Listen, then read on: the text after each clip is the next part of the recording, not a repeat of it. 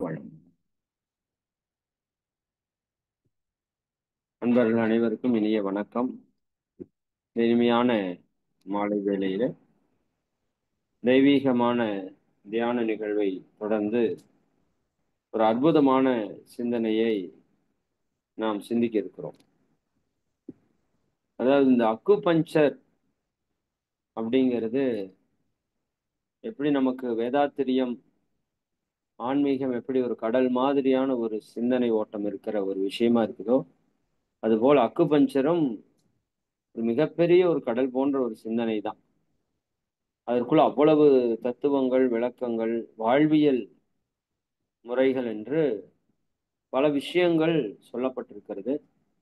அந்த விதத்தில இன்று இந்த அக்குபஞ்சரில் இருக்கின்ற ஒரு வாழ்க்கை அறிவியல் என்ன, எந்த மாதிரி நம்ம முன்னோர்கள் அதை நெறிமுறைப்படுத்தி நம்ம வாழ்க்கை அறிவியலாக கொடுத்திருக்கிறார்கள், இன்னைக்கு விஞ்ஞான உலகம் அதை எவ்வாறெல்லாம் எடுத்து ஆய்வு செய்து உறுதிப்படுத்தி கொண்டிருக்கிறார்கள். அது ரொம்ப முக்கியம். இன்னைக்கு விஞ்ஞானத்துக்கு எல்லாத்தையுமே ப்ரூவ் பண்ணணுங்கிற ஒரு விஷயம் நமக்கு தேவை இருக்கிறதால நம்ம முன்னோர்கள் கொடுத்த பெரிய பெரிய பொக்கிஷங்களையும் நம்ம நம்பாம அதை ப்ரூவ் பண்றதுக்கு முயற்சி பண்ணிட்டு இருக்கோம். சரிங்களா? யாரோ ஒருத்தர் சொல்லுவாங்க, நீங்க ப்ரூவ் பண்றதுக்குள்ள அஹ், பல பேர் போய் சேர்ந்துருவாங்க அப்படிங்கிற மாதிரி. ஏன்னா இப்போ ஆஹ், அந்த அளவுக்கு அறிவியல் மேல் நமக்கு இருக்கிற நம்பிக்கை நம்ம முன்னோர்கள் கொடுத்த அந்த உண்மையான சத்தியங்கள் மேல நமக்கு இல்லை. அந்த விதத்துல அந்த அக்குபஞ்சர்ல இருக்கிற வாழ்க்கை அறிவியல் என்ன அப்படிங்கிறத மிக தெளிவாக நமது ஹீலர் உமா மகேஸ்வரி அம்மா அவர்கள் மிக சிறப்பாக நிகழ்த்த இருக்கிறார்கள். அம்மா அவர்களை வாழ்க வளமுடன் என வாழ்த்தி வரவேற்று மகிழ்வோம். வாழ்க வளமுடன், வாழ்க வளமுடன்.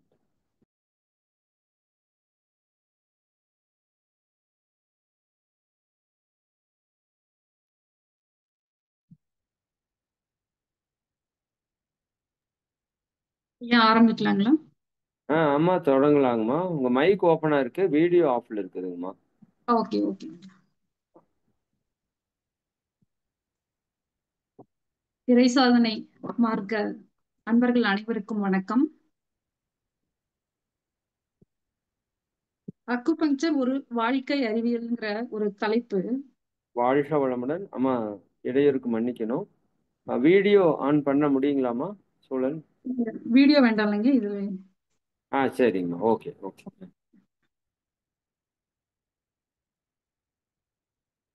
அக்குபஞ்சர் ஒரு வாழ்க்கை அறிவியல் அப்படிங்கிற ஒரு தலைப்புக்கு கீழே நம்ம இன்னைக்கு உரையாட இருக்கோம்.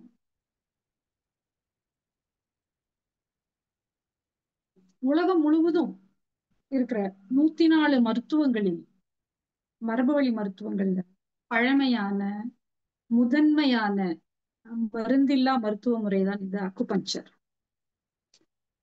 இந்த மருத்துவ முறை ஒரு தொன்மையான குணமாக்கும் கலை. மனிதர்கள் இயற்கையிடம் மருத்துவத்தை கற்றுக்கொள்ள ஆரம்பிச்ச காலம்தான் அக்குபஞ்சரின் துவக்க காலமா இருந்திருக்கும். அவன் கற்றுக்கொண்டத சக மனிதர்களோடு தன்னுடைய அறிவின் வழியாக கற்றுக் கொடுக்க அவன் எப்போது துவங்கினானோ அப்போது அது அறிவியலாக மாறுகிறது. இந்த வாழ்க்கை அறிவியல் பாடத்தை நாம தெரிஞ்சு புரிஞ்சு நம்முடையதாக்கி ஒரு முழு ஈடுபாட்டோட எப்போ நாம நம்முடையதா மாற்றிக்கொள்றோமோ அப்போதான் அது அக்குபஞ்சர் மருத்துவ அறிவியல் நமக்கான ஒரு கலையா மாறும். இந்த மனித உடல் கண்ணிற்கு தெரியாத உயிரையும் வெளிப்படையான உடலையும் கொண்டிருக்கு. உயிர் உடலில் இயங்க தேவையான சக்தியை நாம உயிர் சக்தின்னு சொல்றோம்.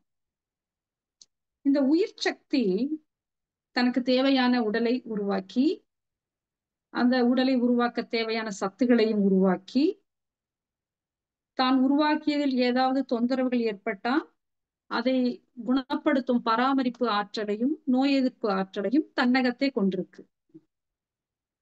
இந்த உயிர் சக்தியின் சுழற்சி சீரா இருக்கிற வரைக்கும் நம்ம உடல் ஆரோக்கியமா இருக்கும். இந்த சுழற்சியில ஒரு தடை ஏற்படும் போதுதான் அதை நம்ம தொந்தரவா சொல்லுவோம். இந்த அக்குபஞ்சர் மருத்துவ முறை இந்த உயிரோட்டத்தை பஞ்சபூத சரிவிகித கலவையாகத்தான் பார்க்குது. இந்த பஞ்சபூத விகிதாச்சாரத்தின்படி பிரபஞ்சத்துல ஒரு உடலை போல இன்னொரு உடல் இன்னும் படைக்கப்படவே இல்லை. இரட்டை பறவைகள்ல கூட இந்த வேறுபாடு இருக்கு. ஒவ்வொருவரோட தனித்தன்மையான அடையாளமா இன்னைக்கு நாம கைரேகை, கருவழிப்பதிவு பொது இடங்கள்ல பதிவு பண்றோம் இல்லைங்களா? அப்ப இதுல இருந்தே நமக்கு கண்கூடாக அறிவியல் பூர்வமாக இந்த தனித்தன்மையான உடல் என்பது நிரூபிக்கப்படுகிறது. ஒரு முடி எடுத்துட்டோம்னா கூட அந்த முடி அந்த உயிர் உருவாக்கிய அந்த உடலிற்கானது. அதிலும் குறிப்பா தலைமுடி, உருவம், இமை, தோல் பகுதியில உள்ள முடிகள், மறைவான பகுதிகள் என அந்தந்த இடத்துல அந்தந்த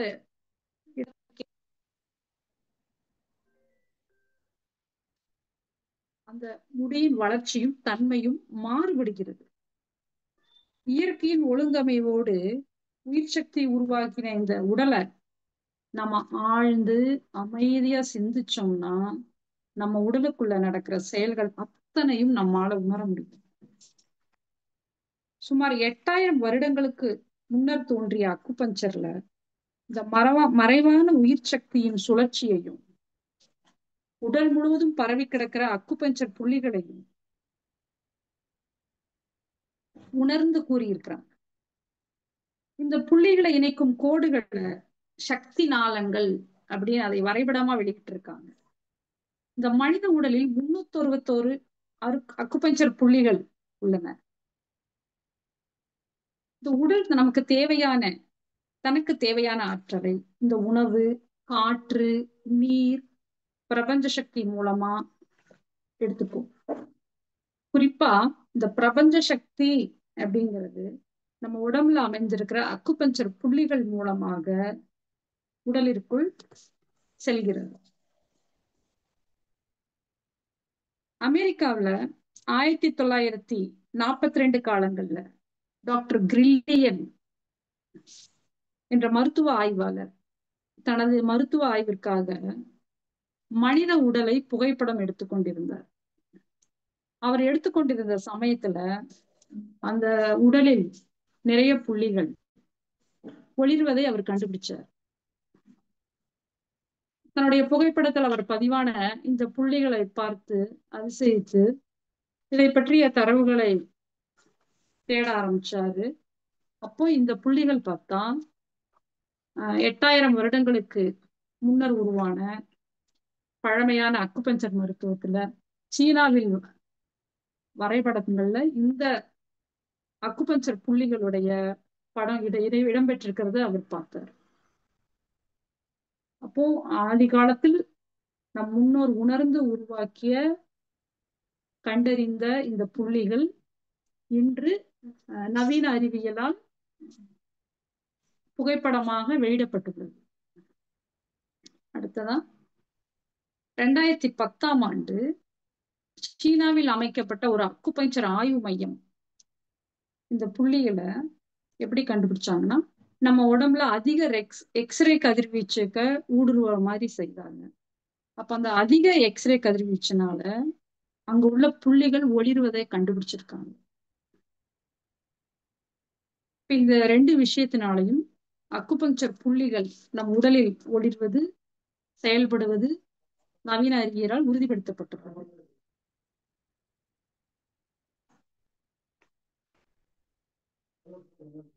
அடுத்ததாக ஒவ்வொரு மனித உடலிலும் கரண்ட், ஹியூமன் கரண்ட் இருக்கு. அதுவும் மனிதருக்கு மனிதர் அந்த கரண்ட் மாறும். அந்த கரண்ட் அந்த மின் அதிர்வுகள் கருவிகளால்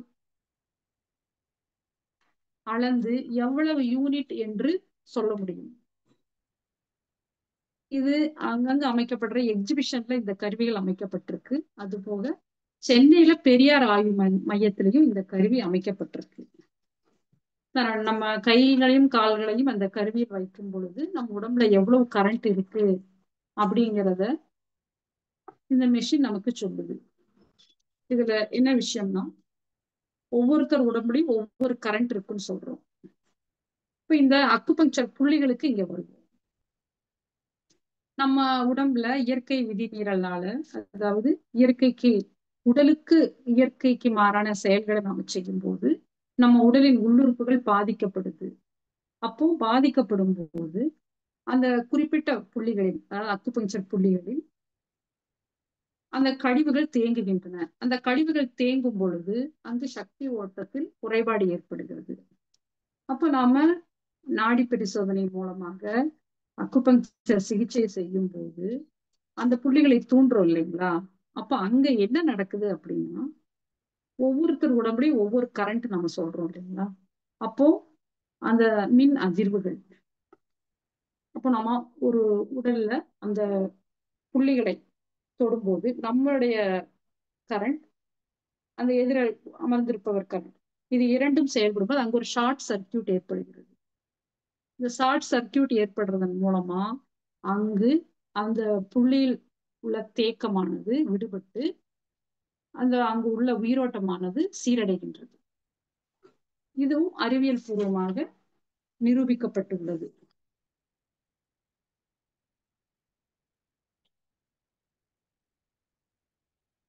அடுத்ததாக ஜப்பானை சேர்ந்த அறிவியலாளர்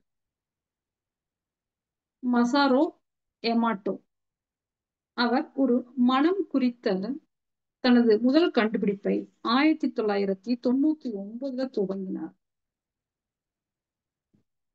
மனதில் உள்ள ஒவ்வொரு எண்ணத்திற்கும் புற உலகில் எவ்வாறு மாற்றம் நிகழ்கிறது அப்படின்னு அவர் கண்டுபிடிச்சிருக்கார். மெசேஜ் ஃப்ரம் வாட்டர் அப்படிங்கிற ஒரு நூலை எழுதி அதுல தன்னுடைய கண்டுபிடிப்புகள் அனைத்தையும், அதற்கு தான் என்னென்ன பயன்படுத்தினோம், என்னென்ன கருவிகள் அப்படிங்கிற முழு விவரத்தையும் அந்த புத்தகத்துல எழுதியிருக்காரு. Message from water. இப்போ அதுல என்ன பண்ணிருக்காருன்னு, ஒரு சாதாரண தண்ணிய போட்டோ எடுக்கிறார். அடுத்தது ஒரு இசை இசை கேட்டுக்கொண்டே அந்த தண்ணீர் பக்கத்துல ஒரு இசை வாசிக்கிறாரு. அப்போ ஒரு போட்டோ எடுக்கிறார். அப்போ சாதாரணமா ஒரு தண்ணீர் இருந்தப்ப எடுத்த போட்டோவுக்கும் அந்த தண்ணீர் பக்கத்துல ஒரு இசை வாசிச்சப்ப எடுத்த போட்டோவையும் உள்ள அந்த மூலக்கூறுகளை படம் பிடிக்கிறாரு. சாதாரண தண்ணீரில் இருந்த விஷயம் வேறு, இந்த இசை கேட்டுக்கொண்டு போது இருந்த தண்ணீரில் அந்த புகைப்படம் அழகாக இருந்தது. அதை கண்டுபிடிக்கிறார். அதை பார்த்துட்டு ஒரு மனிதனுக்கு ஒரு பொருளை கொடுக்கும் போது அவன் எவ்வளவு மகிழ்ச்சி அடைவான் அப்படிங்கிறதையும் ஒரு படமா எடுத்திருக்காரு. அப்போ அந்த படம் நல்லா சிறப்பா இருந்ததையும், அதே ஒரு வறியவனுக்கு ஒரு பொருளை கொடுக்கும் போது அவன் மனமகிழ்ச்சியை பதிவு பண்றாரு.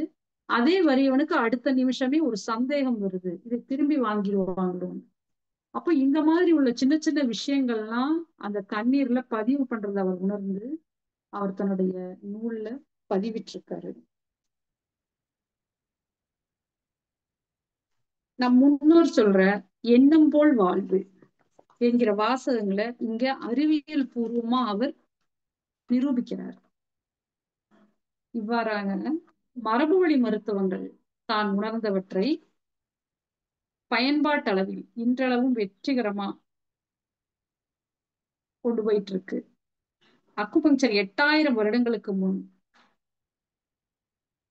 தோன்றி, சீனாவில் தோன்றி வெளிநாடுகளுக்கு பரவி 1960களில் உலக சுகாதார நிறுவனத்தால் அங்கீகரிக்கப்பட்டு வெற்றிகரமாக ஒரு மருத்துவமாக வலம் வந்து கொண்டிருக்கின்றது.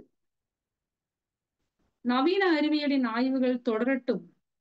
நாம இந்த மரபுவழி அக்குபஞ்சரின் சாராம்சத்தை உணர்ந்து அக்குபஞ்சரின் பயன்பாட்டு அடிப்படையில் அடுத்த நகர்வுக்கு நாம் கொண்டு செல்ல வேண்டும். இது ஒரு முழுமையான மருத்துவ முறை. இப்படி உடல் தனக்கு தேவையானத ஆற்றலை உணவு, காற்று, நீர், பிரபஞ்ச சக்தி மூலமா பெற்றுக்கொள்றதா சொன்னோம். அதுல பிரபஞ்ச சக்தியை பத்தி பார்த்தோம்.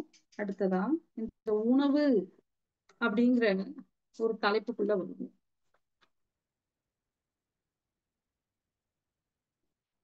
உணவு எல்லாருக்கும் மிக முக்கியமான விஷயமா நினைக்கிறேன். உணவு அப்படின்னு நீங்க அதை பார்த்ததுமே உங்களுக்கு ஞாபகம் அல்ல, என்றுமே நினைவிற்கு வர வேண்டிய, உங்கள் நினைவில் நிற்க வேண்டிய விஷயம் என்னன்னு கேட்டீங்கன்னா, இன்றைய உணவு நாளைய உடல்.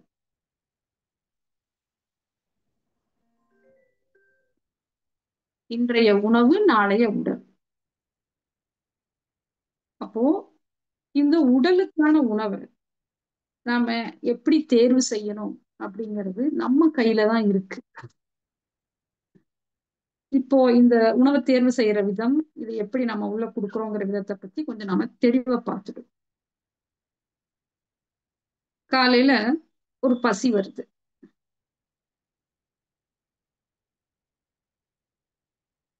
பசி எப்படி வந்ததுன்னா, நம்ம வீட்டுல அடுப்படியில இட்லி வெந்துகிட்டு இருக்கு. அந்த இட்லியின் மனம் வருது இல்லைங்களா? அந்த மனம் வரும்போதே இங்க நாம நம்மளுடைய உடல் அந்த மனத்தை வாங்கினதன் மூலமாக ஜீரணத்திற்கு தயாராகி விடுகிறது. அப்போ உணவின் செரிமானம் என்பது நம்முடைய இந்த உணர்வுகளின் மூலமாக, அதாவது இந்த மனத்தின் மூலமாகவே முதல் கட்டத்திற்கு தயாராகி விட்டது. அடுத்ததான் நம்ம அந்த பசிக்கு அந்த உணவை சாப்பிடுறோம். ரெண்டு இட்லி ரெண்டு இட்லி எடுத்து வச்சிருக்கோம். அந்த உணவை நம்ம சாப்பிடுறோம். சாப்பிடும்போது நம்முடைய கவனம், ஏன்னா இன்றைய உணவு நாளைய உடல், எனவே நம்முடைய கவனம் முழுமையாக அந்த இட்லியில் மட்டும்தான் இருக்கணும். அதை தவிர ஒரு செல்போன் பார்க்கிறதோ, நம்ம பக்கத்துல நண்பர்களோடு, வீட்டில் உள்ள உறுப்பினர்களோடு பேசுவதிலோ இருக்கக்கூடாது. நம்முடைய முழுமையான கவனம் அந்த உணவில் செலுத்த வேண்டும். அப்போது இந்த உணவை நாம சாப்பிடுறோம். சாப்பிடும்போது இந்த பற்கள்ல நாம அரைத்து உணவை முழுங்குறோம். அப்போ அந்த வாயில உமிழ்நீர் அந்த உணவோடு இட்லியோடு சேருது இல்லைங்களா? சேரும்போது இங்க என்ன நடக்குது? இந்த உமிழ்நீர், இந்த உணவை நாம கையில இந்த இட்லியை தொடும் போதே இந்த இட்லி சாஃப்டா இருக்கா இல்ல கெட்டியா இருக்கா அப்படிங்கிறத நம்முடைய கவனம் நமக்கு சொல்லும். அப்போ அந்த இட்லிக்கான, அந்த சாஃப்டான ஒரு இட்லிக்கான உமிழ்நீர் மட்டும்தான் இங்க நமக்கு சுரக்கும். யாரு சாப்பிடுறோமோ அவங்களுக்கு சுரக்கும். அப்ப அது சாஃப்டா இருந்தது அப்படின்னா அதுக்கு என்ன தேவையோ அந்த அளவு மட்டும்தான் உமிழ்நீர் சுரக்கும். அதை தாண்டி சுரக்காது. அப்போ அந்த இட்லி எடுத்து நம்ம வாயில வைக்கிறோம். வச்சதும் அதை மென்னு சுவைக்கும் போது அந்த உமிழ்நீர் அந்த இட்லியை சுவைச்சு அதுல கூழாக்கி நாம முங்குறோம் இல்லைங்களா? அப்போ அடுத்ததா இது தானாக நடக்கிற செயல். இந்த எடுத்து சாப்பிடுறோம், பற்களால நம்ம மெல்றோம், இது மட்டும்தான் நம்ம வேலை. தானா உள்ள போகுது. அதுக்கு அடுத்தது என்ன நடக்குது? இந்த கூழாக்கப்பட்ட உணவு தொண்டை பகுதியில போகுது. தொண்டை பகுதியில போகும்போது அங்க ஒரு வால்வு இருக்கு. அந்த வால்வு என்ன பண்ணும்? இந்த நாம சாப்பிட்ட கூழாக்கப்பட்ட அரைத்த இட்லிய அந்த உணவு முழுங்கணும் இல்லைங்களா? அப்ப முழுங்கும் போது அந்த வால்வு என்ன பார்த்தீங்கன்னா, 2 குழாய்கள் அங்கு அமைக்கப்பட்டிருக்கும். ஒன்று சுவாச குழாய், இன்னொன்று உணவு குழாய். அப்ப இந்த உணவு உள்ள போகும்போது 2 குழாய்கள் அங்கு இருக்கு. ஏதோ ஒரு குழாய்க்குள்ளதான் போகணும். அப்போ உடம்புக்கு அறிவு இருக்கு இல்லையா? அப்போ என்ன பண்ணும்? உணவு வருது, அப்ப நாம உணவு குழாயை மட்டும் திறக்கணும், சுவாச குழாயை திறக்கக்கூடாது அப்படின்ற அறிவு வந்ததும் அந்த உணவு குழாய்க்கு நேராக உள்ள வாழ்வு திறந்து அந்த உணவு கூளை உள்ளே அக்செப்ட் பண்ணிக்கும். அப்ப இந்த சுவாச குழாய் மூடி இருக்கும். இப்பொழுது சுவாசிக்கும் சமயத்தில் இந்த உணவு குழாய் மூடி சுவாசம் உள்ளே போகுது இல்லைங்களா? அப்போ இந்த சமயத்துல இந்த உணவு ஏமாந்து சுவாச குழாய்க்குள்ள போயிடுச்சுன்னு வைங்களேன், இது ஒரு புறையேறுதல் அப்படிங்கிற ஒரு நிலையை ஏற்படுத்தி இறப்பு வரை கொண்டு போக வாய்ப்புகள் உண்டு. உணவு சாப்பிடுறது மட்டும்தான் நம்ம வேலை. அதுக்கு அடுத்ததான் இது உள்ள போய் இந்த வால்வு கிட்ட நம்ம வேலை கிடையாது, இது உடலோட வேலை. அப்போ இந்த உணவு குழாய் வழியாக சென்றவர்கள் அங்க உள்ள பிசுபிசுப்பு தன்மை, இந்த உடம்போடைய உள்ள அமைக்கப்பட்ட சுருங்கி விரியும் தன்மை மூலமாக தொண்டை பகுதியை தாண்டி இந்த உணவு குழாய் வழியாக அடுத்ததா எங்க போகுது, இரைப்பை பகுதிக்கு போகுது. அந்த இரைப்பையில ஒரு வால்வு இருக்கும். இப்ப உணவு ஃபர்ஸ்ட் தான் நம்ம சாப்பிட்டு இருக்கோம், அந்த பசித்து குழாக்கப்பட்ட உணவு போயிட்டு இருக்கு, போனதும் அங்க அந்த வால் ஓகே எனக்கு உணவு வருது அப்படின்னு சொல்லிட்டு சிக்னல் வரவும் அந்த இரைப்பை தன்னுடைய வால்வை ஓபன் பண்ணி அந்த உணவு கூட உள்ள அனுப்புது. அந்த இரைப்பையில் என்ன நடக்கும், அந்த அங்க உள்ள அமிலங்கள், இரைப்பையில இந்த உணவு பார்த்ததுமே அங்க ஒரு அமிலம் உற்பத்தி ஆகும். இந்த அமிலம் அப்படிங்கும்போது இது உடலில் உருவாகிற அமிலம். இந்த உடலில் உருவாகிற அமிலத்தால நம் உடலுக்கு எந்த ஒரு தொந்தரவும் வராது. இந்த உணவுக்குள்ளே இந்த அமிலங்கள் சுரந்து செரிக்கும். இந்த உணவை செரித்த பிறகு அதுல இருந்து முழுமையான தனக்கு தேவையானவற்றை எல்லாம் இந்த உடல் அங்கு கிரகித்து கொண்டு இதே அடுத்த பகுதியா இரைப்பையுடைய அந்த கடைசி அந்த வாழ்வு பகுதிக்கு போகும். இது ஓகே அப்படின்றது அந்த வால் தானே திறக்கும். திறந்துட்டு அடுத்து சிறுகுடலுக்குள்ள இந்த உணவு துகள்கள் செல்லும். இதற்கிடையில் நாம இங்க தெரிஞ்சுக்க வேண்டிய விஷயம் என்னன்னா, இந்த இரைப்பையில சுரக்குது இல்லைங்களா அமிலம், இந்த ஹைட்ரோகுளோரிக் அமிலத்தினால உடலுக்குள்ள எந்த விதமான அந்த இரைப்பை சுவர்னால எந்த தொந்தரவும் வராது. இதுவே நீங்க ஒரு கைப்பிடி உணவு எடுத்துட்டு அந்த உணவு இப்ப நம்ம சாப்பிட்டதுனால அங்கு அமிலங்கள் சுரக்கப்பட்டு அது ஜீரணிக்கப்படுதுன்னு சொன்னோம். அதே சமயம் ஒரு கைப்பிடி உணவை நீங்க கையில எடுத்து கையில பிணைஞ்சிட்டு ஒரு கைப்பிடி உணவு ஒரு இரும்பு தட்டுல வச்சிருங்க, வெளியே வைக்கிறீங்க. இதை இந்த இந்த கவலத்தை நம்ம சாப்பிடல, ஒரு இரும்பு தட்டுல வச்சிடறோம். இப்ப இரும்பு தட்டுல வச்ச உணவை நீங்க ஒரு 2 நாள் கழிச்சு பாருங்க, பாத்தீங்கன்னா அந்த இரும்பு தட்டு ஓட்டையாயிருக்கும். ஏன்னா நாம கையால பிணைஞ்சு வச்சிருக்கோம் இல்லையா, அப்போ அந்த உணவு கெட ஆரம்பித்து அதில் சில அமிலங்கள் உற்பத்தி ஆகும். அந்த அமிலம் அந்த இரும்பு தட்டை ஓட்டை பண்ணிருக்கும். அப்போ நாம வெளியே வச்ச கெட்ட அந்த உணவுலதான் தொந்தரவை தவிர நம்ம உடலுக்குள்ள அனுப்பினோம் இல்லைங்களா, அங்க உருவாகிற அந்த அமிலங்கள்னால உடலுக்குள் தொந்தரவு வராது. இப்ப இந்த காலகட்டத்துல அல்சர், வயிற்றுப்புண், ஏன்னா இங்க உள்ள அமிலம் சுரக்குது, இந்த மாதிரியான ஒரு விஷயங்கள் கேள்விப்படுறோம். அதனால உடல் சுரக்கிற அமிலங்களால் உங்களுக்கு எந்த தொந்தரவும் வராது. அதே சமயம் நீங்க பசித்து சாப்பிட்டு இருக்கணும். பசித்து சாப்பிட்டு இருந்தீங்கன்னா தான் இந்த முறையான ஒரு விகிதத்தில் இந்த உமிழ்நீர் சுரந்து இந்த அமிலமும் முறையாக சுரக்கும். பசிக்காம சாப்பிடும்போது என்ன ஆகும், நாம உள்ள கொடுக்கிற உணவு அந்த இரைப்பையிலே ஓரமாக தேங்கி நிற்கும்.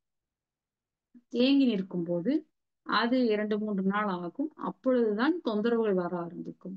அதையுமே அங்கு உருவாகிறத உடல் சரி பண்ணிக்கும்.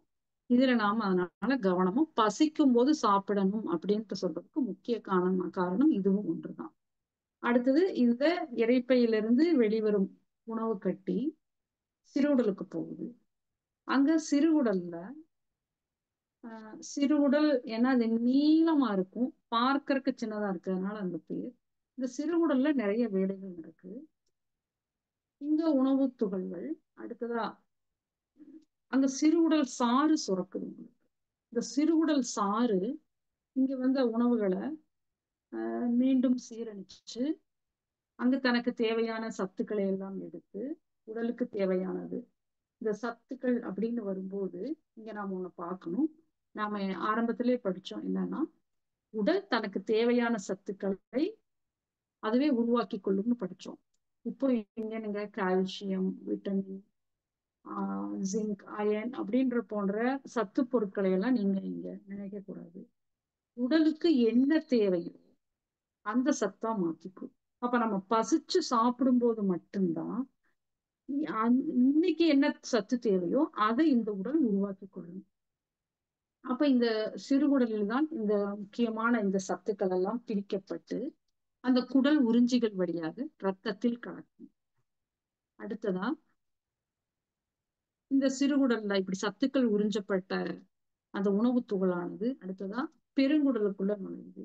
அங்க பெருங்குடல்லையும் அடுத்த கட்ட ஒரு ஜீரணம் இருக்கு. அங்கும் உடல் தனக்கு தேவையான பொருட்கள் ஏதாவது இந்த உணவு துகளில் இருந்தா அதை எடுத்துட்டு மிச்சத்தை தான் உங்களுக்கு மலமா வெளியே அனுப்பும்.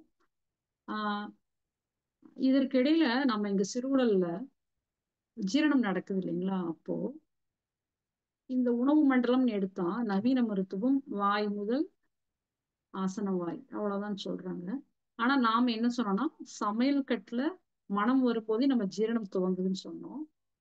இதுல இந்த சிறுகுடல்ல என்ன நடக்குதுன்னு கேட்டீங்கன்னா நம்ம உடலில் உள்ள மற்ற உறுப்புகள் கல்லீரல் கல்லீரல் அந்த பித்த நீரை சுரந்து ஜீரணத்தில் உதவுது. கணைய நீரும் கணைய நீரை சுரந்து ஜீரணத்தில் உதவுது. அப்ப இந்த சிறு உடல் இந்த நீரெல்லாம் வந்து சேருது. அப்போ செரிமானம் என்பது ஒரு மண்டலம் மட்டும் கிடையாது.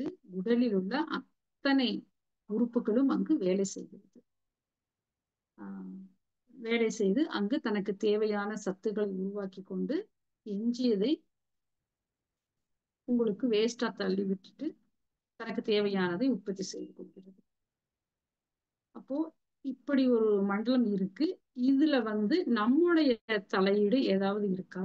உணவை கொடுப்பது மட்டும்தான் நம்ம வேலை. அப்ப இங்க நம்ம செய்ய வேண்டிய ஒரு முக்கியமான வேலை பசித்து புசி. நம்ம முன்னோர் சொல்லியிருக்காங்க பசித்து புசி. அப்ப இந்த பசித்து புசிங்கிறத நம்ம வீட்டுல பெரிதா ஒரு சார்ட்ல எழுதி நம்ம வீட்டுல ஒட்டிக்கணும். ஏன்னா இப்ப நம்ம குழந்தைகளுக்கு அதைய மிகவும் முக்கியமா சொல்லிக் கொடுக்க வேண்டியதா இருக்கு. அப்போ நம்ம எப்ப சாப்பிடணும்? பசிச்சு சாப்பிடணும். இதுல நாம மாற்று கருத்தே வைக்க கூடாது. ஏன்னா நம்ம உடலுக்கு அறிவு இருக்கு. அந்த உடல் அதனுடைய இயல்பை கேட்கறத நாம கொடுக்கணும். பசிச்சு சாப்பிடணும். அடுத்தது எவ்வளவு சாப்பிடணும் அப்படின்ற ஒரு கேள்வி. அதற்கும் நம்ம முன்னோர் சொல்லியிருக்காங்க அளவுக்கு மீறினால் அமிர்தமும் நஞ்சு. அப்ப பசிக்கு அளவான உணவு அப்படின்னு வரும்போது ஒவ்வொரு வேலை செய்யறவங்களுக்கு ஒவ்வொரு விதமான பசியின் அளவு இருக்கும். அவங்க அந்த தேவைக்குதான் எடுத்துக்கணும். அப்போ ஒரு நல்ல வேலை செய்யற ஒரு நாள் முழுவதும் வேலை செய்த ஒரு தொழிலாளியை போயிட்டு நீங்க 2 இட்லி தான் சாப்பிடணும்னு சொன்னா சரியாகாது. நம்ம இன்னைக்கு நமக்கு உடல் உழைப்பே இல்லை, பசியே இல்லை அப்படிங்கிறவங்கள நீங்க 4-5 இட்லி இன்னைக்கு சாப்பிட்டே ஆகணும் அப்படின்னு சொன்னாலும் அதுவும் சரியாகிறது. அப்போ நீங்க ஒவ்வொரு உடலும் தனித்தன்மையானதுன்னு பார்த்தோம். அப்ப அந்த உடலுக்கு என்ன பசியோ அந்த பசிக்கு ஏற்ற அந்த பசிக்கு அளவான உணவை நாம சாப்பிடணும். அடுத்ததான் இந்த அளவு எப்படின்னா நம்ம உடல்ல சாப்பிட்டுட்டு இருக்கும்போது உணவு சாப்பிட்டு கொண்டு இருக்கும் போதே இந்த உடல் ஒரு போதும் அப்படிங்கிற ஒரு உணர்வை கொடுக்கும். அந்த உணர்வை நாம கண்டுபிடிக்கணும்.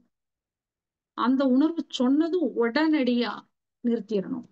இதுல வீட்டுல என்ன தொந்தரவு வரும்னா இன்னும் ஒரு இட்லி வச்சுக்கோங்க நம்ம வீட்டுல வற்புறுத்துவாங்க. அடுத்ததான் இது வேஸ்டா போகுதுங்க, இது ஒண்ணு சாப்பிட்டு முடிச்சிருங்க அப்படிம்பாங்க. அப்புறம் ஆசையில அன்புல எல்லாம் ஒவ்வொன்றும் கொடுப்பாங்க. ஆனா இந்த உடலுக்கு அதெல்லாம் தெரியாது. இந்த உடல் தனக்கு தேவையானதை மட்டும்தான் எடுத்துக்கும். அப்போ நாம எக்ஸ்ட்ரா கொடுக்குற எல்லாமே குப்பை தொட்டிக்கு செல்ல வேண்டியது. எக்ஸ்ட்ரா நீங்க ஒரு துளி உணவு உள்ள போனாலும் அது குப்பை தொட்டிக்கு போக வேண்டியது. அப்போ குப்பை தொட்டிக்கு போக வேண்டிய உணவு இங்கு நாம நம்ம வயிற்றுக்கு கொடுத்துட்டோம்னா வயிறு குப்பை தொட்டி ஆகிவிடும். சரிங்களா? அப்போ நமக்கு என்ன தேவையோ அதுக்கு அளவா சாப்பிட்டு பேலன்ஸ் வச்சிடணும். அது வேஸ்டா போகுது அப்படின்ற மனம் வந்து நமக்கு போகக்கூடாது. அதுல அடுத்ததா எப்ப சாப்பிடணும்னு பார்த்தோம், எவ்வளவு சாப்பிடணும்னு பார்த்தோம். அடுத்தது கவனத்தோட சாப்பிடணும். கவனத்தோட சாப்பிடும்போது நம்ம நொறுங்க தின்றால் 100 வயதுன்னு சொல்லுவாங்க. அப்படின்னா நிறைய சாப்பிடுறதுன்னு அர்த்தம் கிடையாது.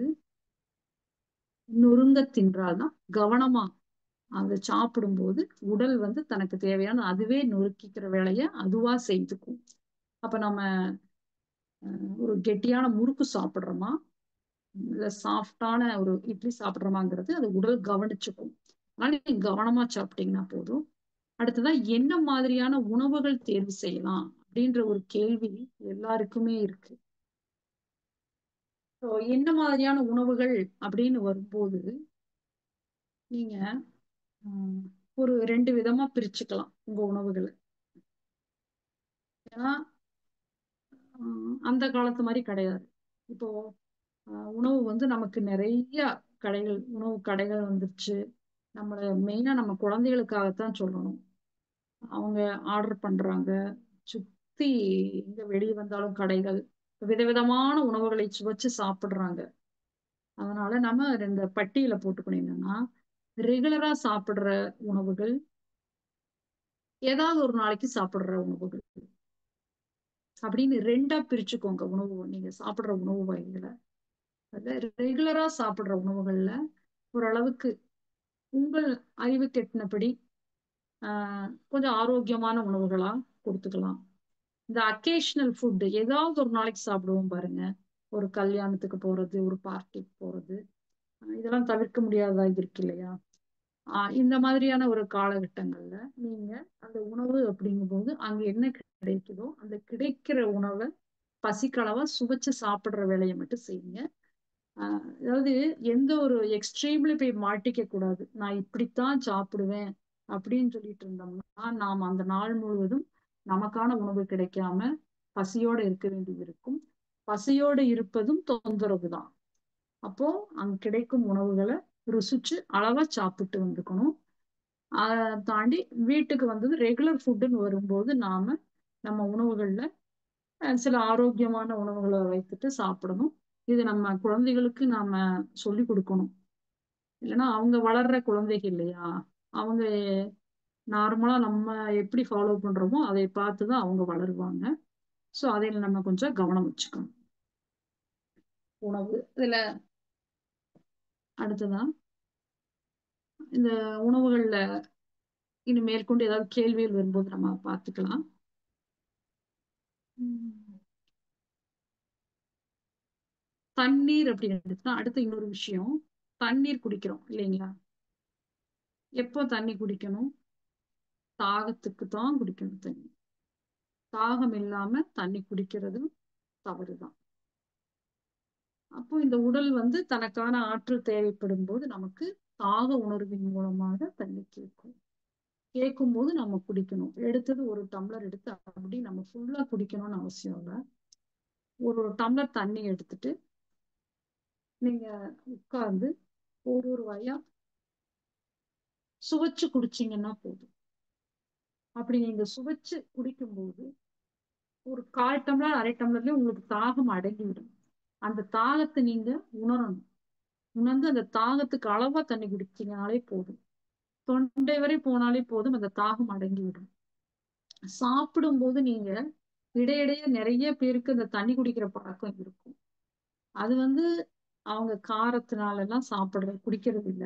ஒரு பழக்கத்தினாலேயே பக்கத்துல உணவு உணவு பக்கத்திலேயே தண்ணி வச்சுட்டு குடிச்சுக்கிட்டே இருப்பாங்க.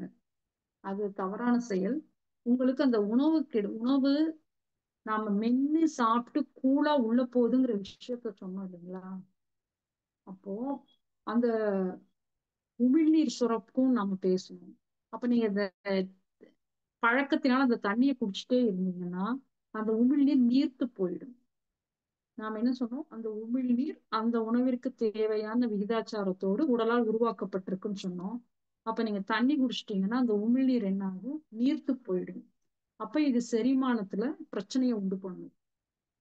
அதனால தண்ணி தேவையா, ஒரு காரமான உணவு சாப்பிட்டோம் தேவைப்படுது அப்படின்னா மட்டும் ஒரு வாய் குடிங்க. இல்லைன்னா எடைய தண்ணி குடிச்சிட்டு இருக்க வேண்டாம். நீங்க தண்ணி தாகத்துக்கு தேவைக்கு அந்த உணவு சாப்பிட்டு முடிச்ச பிறகு எப்ப தேவையோ அப்ப குடிச்சீங்கன்னா போதும். அடுத்ததான் ஒரு சிலருக்கு உடனடியா சாப்பிட்டதுமே கொப்பளிச்சு துப்புவாங்க. அதுவுமே ஒரு தவறான செயல் தான். நீங்க கொப்பளிச்சு துப்பும் போது அந்த உமிழ்நீர்ல அந்த உணவுக்கான அந்த ஜீரணத்திற்கான உமிழ்நீர்ல மாறுபாடு ஏற்படும். அதனால அதை பார்த்துக்கோங்க. அடுத்து தண்ணீர் அப்படின்னா மழை நீர், சிறந்த நீர். அஹ் இப்போ நமக்கு மழை நீர் கிடைக்கல, மழை நீர் வரும்போது நீங்க பிடிச்சு சேமிக்கலாம். மழை நீரை தாண்டி வீட்டுல வர பைப் தண்ணிகள் இருக்கு இல்லைங்களா, அதை நீங்க பானைகள்ல ஸ்டோர் பண்ணிக்கலாம். பானையில் வந்து உங்களுக்கு சுத்தமான நீரை கொடுக்கும். இதுல ஆர்ஓ வாட்டர், மினரல் வாட்டர் அதெல்லாம் நம்ம சொல்றோம். இதுல அந்த தண்ணி, நாங்க அந்த தண்ணி தான் எங்க வீட்டுல இருக்கு, எங்களுக்கு வழி இல்லை அப்படின்னு சொல்லி நிறைய பேர் சொல்றாங்க. அப்ப நீங்க அந்த தண்ணியையும் வாங்கி பானையில ஊத்தி வச்சுதான் குடிக்கணும். கொஞ்சம் மண்ணின் தன்மையாவது கிடைக்கும். முடிந்த வரைக்கும் மழைநீர் சிறப்பானது. அடுத்து நம்ம சாதாரண வர பைப் தண்ணி, அதுலயும் நீங்க குளோரின் போட்டிருக்கு, மருந்து அடிச்சிருக்காங்கன்னு சொல்லி சொல்லலாம். அதெல்லாம் நீங்க வாங்கி அந்த தண்ணியை பிடிச்சு ஸ்டோர் பண்ணி வச்சீங்கன்னா அதுல உள்ள அந்த குளோரின் எல்லாம் உங்களுக்கு காற்றுல கலந்துரும். அப்ப நீங்க அந்த தண்ணியை நீங்க உபயோகிச்சுக்கலாம். சுவைச்சு ருசிச்சு தண்ணியை குடிங்க. ஏன்னா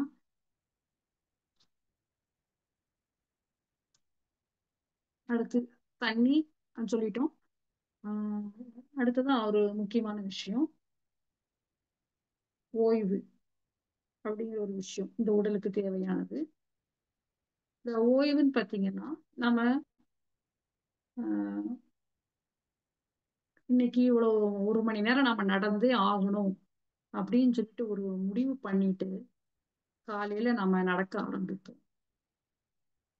1 மணி நேரம் நடந்துதான் முடிக்கணும் அப்படின்னு போயிட்டு, ஆனா அரை மணி நேரத்திலேயே நமக்கு இந்த கெண்டை கால்கள்ல வலி ஏற்படும்.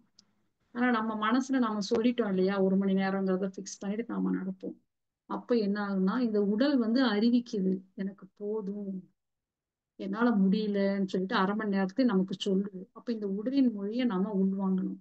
உள்வாங்கிட்டு இந்த 1 மணி நேரத்தை வேணாம் அப்படின்னு சொல்லிட்டு அந்த கால் வலி கொடுத்ததுமே நாம அமைதியா உட்கார்ந்துடணும். அங்க அதே இடத்துல நீங்க உட்கார்ந்துட்டீங்கன்னா அதுதான் ஓய்வு. இப்ப நம்ம ஒரு வேலை செய்துகிட்டே இருக்கோம், அந்த வேலைக்கு இடையில அது உடல் சொல்லும் போது அதை நம்ம கேட்டுட்டு அதை செய்துக்கணும். நின்றுகிட்டே இருக்கோம், உட்காரணும். உட்கார்ந்துட்டே இருக்கோம், கொஞ்ச நேரம் நிக்கணும்.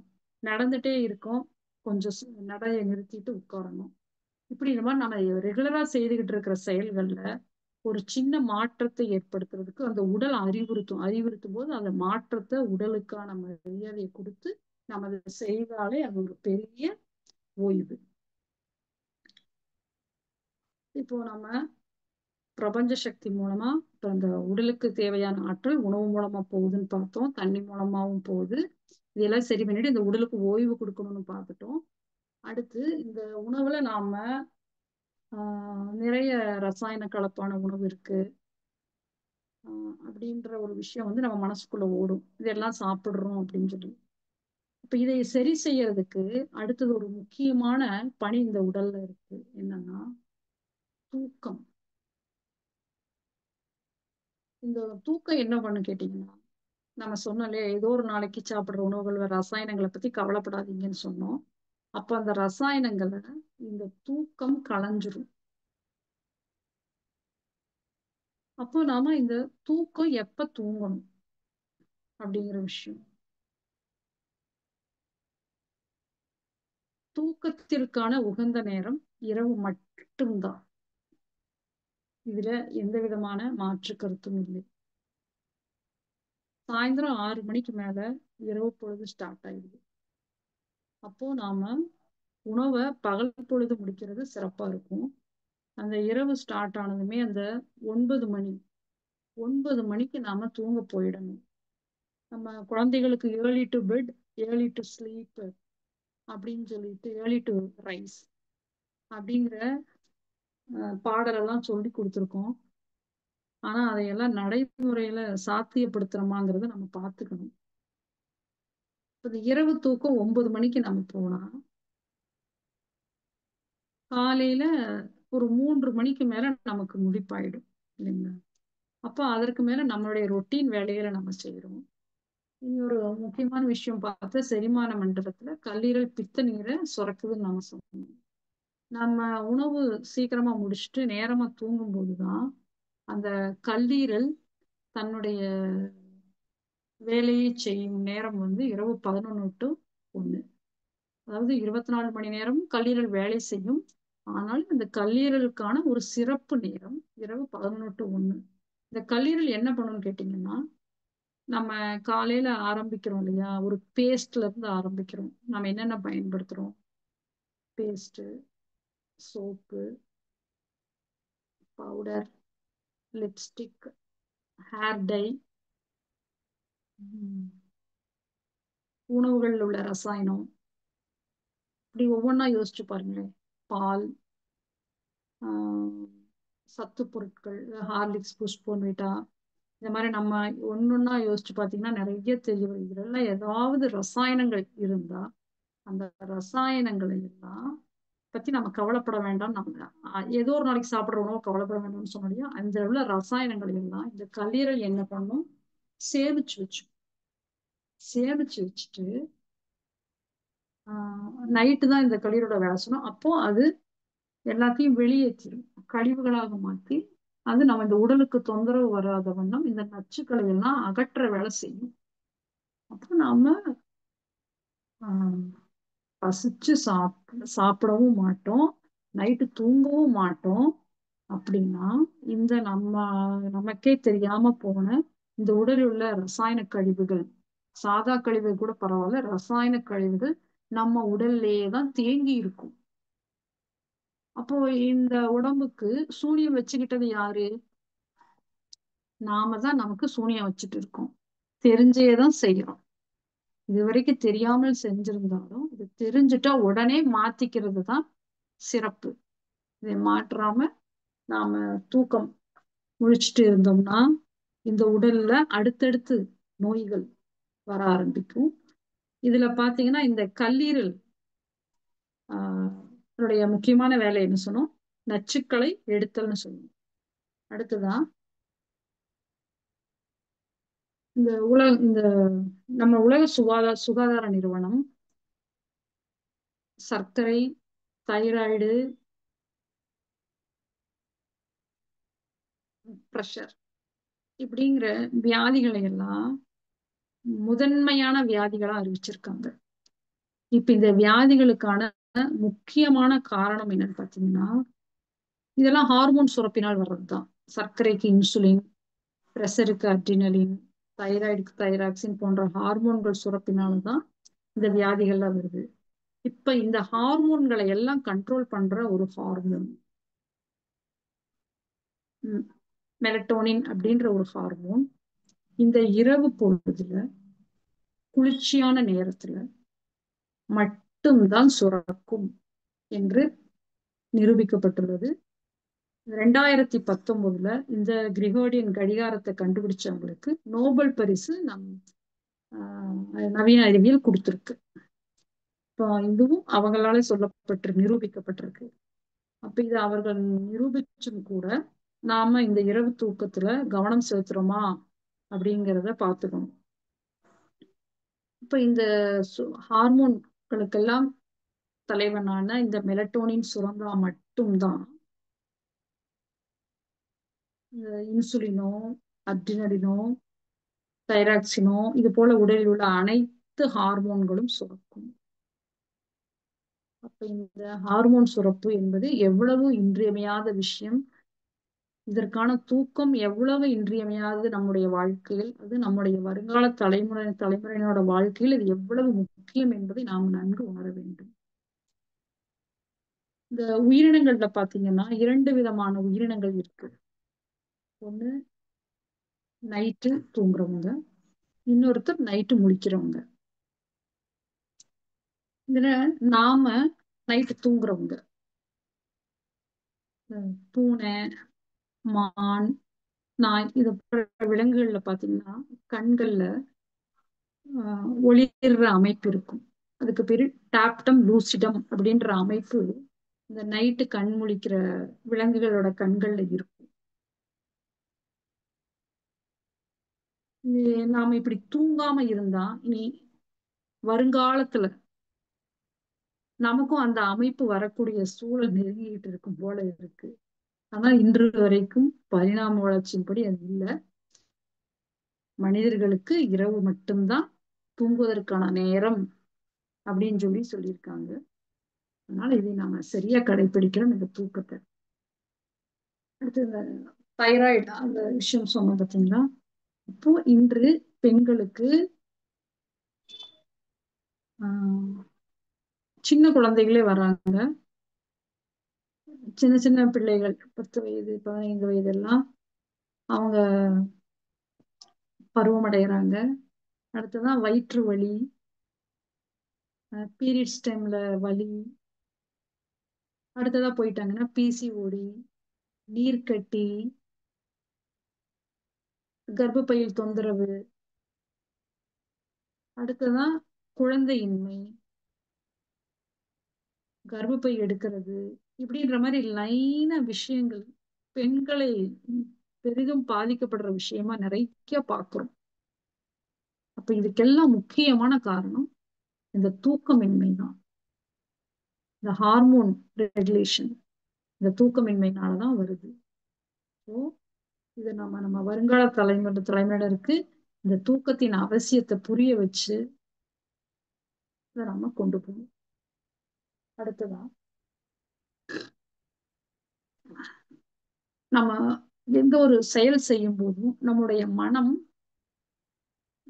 நம்ம பார்த்தோம் இல்லைங்களா, மசாரோ ஏமாட்டோம் அவர் தண்ணீர்ல நம்முடைய மனதின் இயல்புகள் பதிகிறத விளக்கி இருந்தாரு. அப்போ மனம் ஒன்றி செய்யணும். மன விருப்பத்திற்கு மாறான செயல்களை நாம செய்யும் போது அதிலும் நம்முடைய உடல் தொந்தரவுகள் ஏற்படும். அப்போ மனமும் இங்கு ஒரு முக்கிய பங்காற்றுது. இதுல அக்குபஞ்சர் இது நமக்கு சிறப்பா இந்த மனதையும் விளக்குது, உடலையும் விளக்குது, மனதையும் விளக்குது. உள்ளிருக்கிற ஒவ்வொரு நம்ம உடலில் உள்ளுறுப்புகள் ஒவ்வொன்றும் ஒவ்வொரு குணநலனை கொண்டதா இருக்கு. அந்த உள்ளுறுப்புகள் கெடும்போது அதாவது அந்தந்த குணநலன்களை அது வெளிப்படுத்துது. நாம ஒரு சீரா ஒரு தெளிவான மனநிலையோட ஒரு தொந்தரவு நடக்கிறது தான். நடக்கும்போது அதுல மனதுல மிகுந்த கவலையோடு அதை எதிர்கொள்ளாம அங்க என்ன தொந்தரவு நடக்குது அப்படிங்கிறத நம்ம மனதால அதை புரிஞ்சுக்க முற்பட்டுட்டோம்னா அந்த பிரச்சனைகள்ல இருந்து நாம வெளியே வந்துடலாம். ஒரு வீட்டுல ஒரு குழந்தை செல்போனை போட்டு உடைச்சது நமக்கு எவ்வளவு கோபம் வரும். அதை நல்லா அடிச்சிடறோம் அந்த குழந்தைய.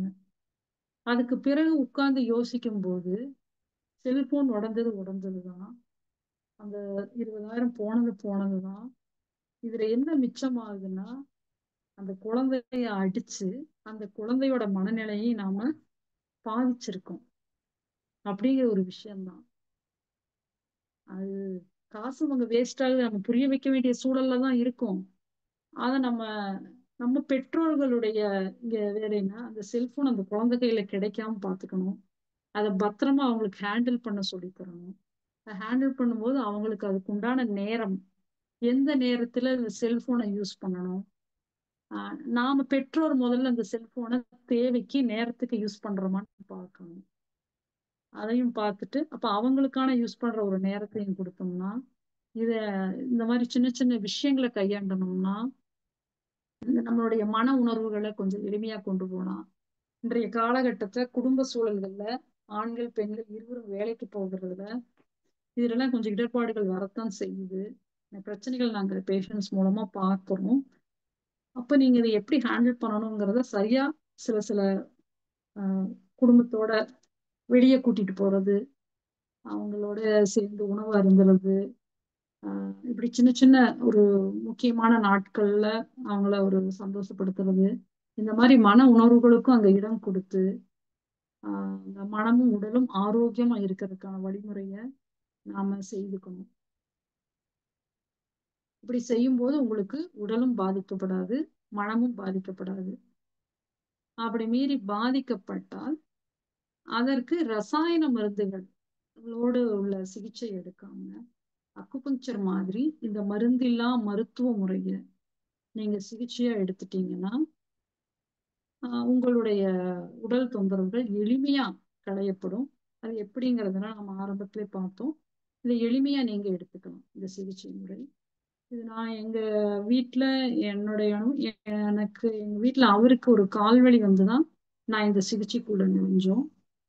இந்த சிகிச்சைக்குள்ள நுழைஞ்ச போது அது முழுமையா சரியாகிறத உணர்ந்து அடுத்தது எங்க குடும்பத்துல எல்லாருமே இதை நாங்க ஃபாலோ பண்ண ஆரம்பிச்சிட்டோம்.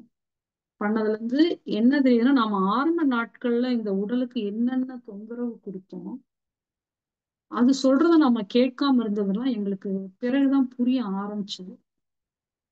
இது புரிய ஆரம்பிச்ச பிறகு இது வரைக்கும் ஒரு 16 வருடங்கள் ஆச்சு. எந்த ஒரு தொந்தரவுக்காகவும் மருத்துவம், அக்குபஞ்சர் மருத்துவத்தை தாண்டி வேறு மருத்துவங்களுக்கு செல்வதற்கு வாய்ப்பு அமையவில்லை. அதனால இது பார்க்கிற ஒவ்வொரு பெற்றோரும் தங்கள் குழந்தைகளை ஒரு சரியான வழிகாட்டுதலோடு உடலை பற்றியும் மனதை பற்றியும் சொல்லி நாம தெளிவா இருந்து நம்ம மக்களையும் நம்ம இதுல வழி நடத்தணும் அப்படிங்கிற ஒரு முக்கியமான விஷயமா பதிய வைக்கிறேன். இப்போ நம்ம என்ன பார்த்தோம்? உணவு, நீர், ஓய்வு பார்த்தோம், தூக்கம் பார்த்தோம், மனம் பார்த்துட்டோம் இல்லைங்களா? இதை இப்ப நம்ம இப்படி சொல்லிட்டு இருக்கிற இந்த விஷயங்களை எல்லாம் 2000 வருஷத்துக்கு முன்னாடி நம்ம திருவள்ளுவர் தாத்தா எழுதி வச்சிருக்காரு. அவர் என்ன சொல்லியிருக்காரு? மருந்து அப்படிங்கிற ஒரு அதிகாரத்துல முக்காலம் உணர்ந்த தெய்வ புலவர் இல்லையா, அன்றைக்கே அவர் எழுதி வச்சிருக்காரு. மருந்தின வேண்டாவாம் யாக்கைக்கு அருந்தியது அற்றது போற்றி உணின். அதாவது இந்த உடலுக்கு மருந்தே தேவையில்லை. நம்ம சாப்பிடுறது, நம்ம உடலை விட்டு வெளியே போறது, இந்த ரெண்டையும் நாம போற்றி உணின், தெய்வமா வழிபட்டு நாம செய்யணுமா இந்த செயல்களை. அப்ப அவர் அருந்தியதுன்னு தான் சொல்றாரு, சாப்பிடுறதுன்னு சொல்லல. அப்ப அருந்தியதுனாலே தண்ணீரை சொல்லல அவரு. நம்ம ஆரம்பத்துல பார்த்தோம் இல்லைங்களா, நம்ம உணவு தூள் வாயில போட்டு அரைச்சு மென்னு கூழாக்கினா அது முழுங்க முடியாது இல்லையா, அருந்தியது தானே அதுக்கு பேரு. அப்போ அவரு அவ்வளவு கவனமா சாப்பிடுறத 2000 வருஷத்துக்கு முன்னாடி நம்ம தாத்தா சொல்லியிருக்காரு. அடுத்தது நம்ம உடம்ப விட்டு வெளியே போகிற கழிவுகள், அந்த கழிவுகள் எல்லாம் வெளியே போயாச்சு அப்படின்னாலே அடுத்த பசிக்கு நாம தயாராகிடும் அப்படின்னு அர்த்தம். அதை சொல்றாரு. அடுத்தது இன்னொரு குறள்ல மாறுபாடான உண்டி, அதாவது உடலுக்கு மாறான உணவு கொடுக்க கூடாதுங்கிறாரு. அதாவது இப்ப நீங்க பயன்பாட்டுல ஒரு உணவு சாப்பிடுவீங்க, சாப்பிடும்போது அந்த உணவு நால ஏதாவது ஒரு தொந்தரவு ஏற்படுதுன்னு வச்சுக்கோங்களேன். அந்த தொந்தரவு ஏற்படுது, அதுக்கு அடுத்த முறை அந்த உணவை சாப்பிடுறீங்க தோணும், அப்ப நம்ம அந்த உணவை தவிர்த்திடலாம். நம்ம உடலுக்கும் மனதுக்கும் மாறுபாடான ஒரு உணவு அப்படின்னா அந்த உணவை தவிர்த்துட்டு போயிடுறது நல்லது. இதே மனதொத்து புரிஞ்சு அதுல உள்ள தவறுகளை கண்டுபிடிச்சிட்டீங்கன்னா, அதை சரி செய்துட்டீங்கன்னா இந்த மனமும் அந்த உணவை ஒப்புக்கும். அப்ப நீங்க உணவு கொடுக்கும்போது இந்த மனமும் மனதுக்கு பிடித்த உணவுகளை கொடுக்கணும் இப்படிங்கிற விஷயம். அடுத்தது பசித்தி அப்படிங்கிறாரு, நோய் நாடி நோய் முதல் நாடிங்கிறாரு. இப்படி அவர் மருந்துன்ற அதிகாரத்துல தன்னுடைய அனைத்து குறளிலும் இந்த பசியை மட்டும்தான் பேசி இருக்காரு. அதனாலதான் நாம இன்னைக்கு உணவை பத்தியும் அந்த உணவு எப்படியெல்லாம் நமக்கு உள்ள போய் மாற்றம் அடையுங்கிறத பத்தியும் தெளிவா பார்த்தோம். அப்ப நம்முடைய தெய்வ புலவர் அன்றே சொல்லியிருக்காரு. அவர் மருந்து வேண்டாம்னு சொல்லிட்டு அன்னைக்கு சொல்லியிருக்காரு இல்லைங்களா, அப்ப அன்னைக்கு எந்த மருத்துவத்தை அவர் சொல்லியிருப்பாருன்னு யோசிச்சு பாருங்க. அன்னைக்கு என்ன மீறி போனா ஒரு தலை தாம்பு, துளசி, கற்பூரவள்ளி இந்த மாதிரி ஏதாவது சாப்பிட்டு இருப்போமா? அதுதானே இருந்திருக்கும். அப்ப அத கூட அந்த மனுஷன் அன்னைக்கு வேணாம்னு சொல்லியிருக்காரு. அப்போ நாம இன்னைக்கு சாப்பிடுற மருந்து எல்லாம் ரசாயன மருந்துகளை அவர் என்ன சொல்லுவார்னு யோசிச்சு பாருங்க. அப்போ இந்த உடலுக்கு அவரு மருந்துன்ற அதிகாரத்துல அவர் பசியை மட்டும் மையப்படுத்தி இருக்காருன்னா நாம அவருக்கான ஒரு மரியாதையும் கொடுக்கணும். அதே சமயம் இந்த உடலுக்கான ஒரு மரியாதையும் நாம கொடுக்கணும். இவ்வாறு நம்ம அக்குபஞ்சர் எப்படி 8000 வருஷத்துக்கு முன்னர் உருவான மருத்துவம் எப்படி நமக்கு இந்த உடலை நமக்கு புரிய வச்சிருக்குன்றத பார்த்தோம். இது ஒரு இயற்கை வழி வாழ்வியல் மருத்துவம். இதை ஒரு வாழ்க்கை அறிவியலா நாம எடுத்து செய்துட்டு இருக்கோம். அப்ப இந்த ஒரு நவீன மருத்துவம் கூட இதில் உள்ள விஷயங்களை இன்னைக்கு உண்மை நிரூபிச்சிருக்காங்க. இப்ப நம்ம தலைமுறைக்கு இதை நாம கொண்டு போய் சேர்த்தணும்.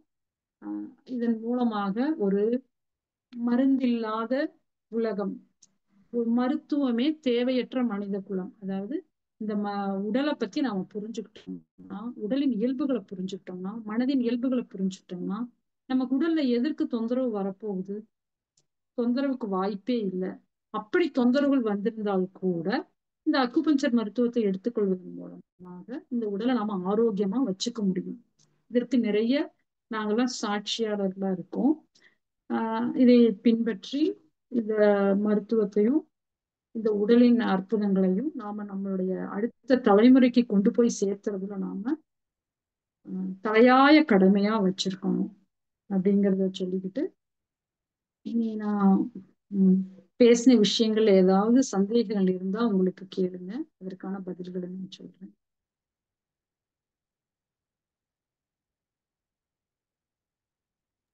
வாழ்க வளமுடன். ஆமா, மகிழ்ச்சிங்கம்மா.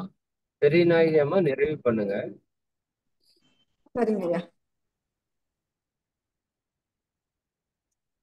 வாழ்க வளமுடன். மிக்க நன்றி. நன்றிங்கம்மா. அக்குபங்க்சர் ஒரு வாழ்க்கை அறிவியல் என்பதை மிக சிறப்பாக இவ்வளோ நேரமாக கடந்த 1 மணி நேரமாக மிக சிறப்பாக நம்மளுக்கு விளக்கம் அளித்தாங்க. இந்த அக்கு பங்க்சர் மருத்துவம் வந்து 8000 வருடங்களுக்கு முன்பாக உருவாகிய இந்த மருத்துவம் தான் உலகிலேயே தொன்மையானது, முதன்மையானது, பழமையானது அப்படின்னு அம்மா சிறப்பாக அதை சொல்லியிருந்தாங்க. இப்போ இந்த மருத்துவம் வந்து எப்படி நமக்கு உடலையும் மனதையும் நமக்கு புரிய வைக்கிறது, உடலுக்குள்ள எப்படி நடக்குதுன்றதை அதையெல்லாம் சொன்னாங்க. நம்ம உடல்ல வந்து இயற்கைக்கு மாறான செயல்கள் வந்து நம்ம செய்து அப்போ உறுப்புகள் பாதிக்கப்படும் போது கழிவுகள் தேக்கம், அந்த கழிவு தேக்கம் தான் நம்ம உடல்ல வந்து நோயாக மாறுது. அப்போ கழிவு தேக்கம் ஆகும்போது உடல்ல சக்தி ஓட்டம் குறைபாடு ஏற்படுது.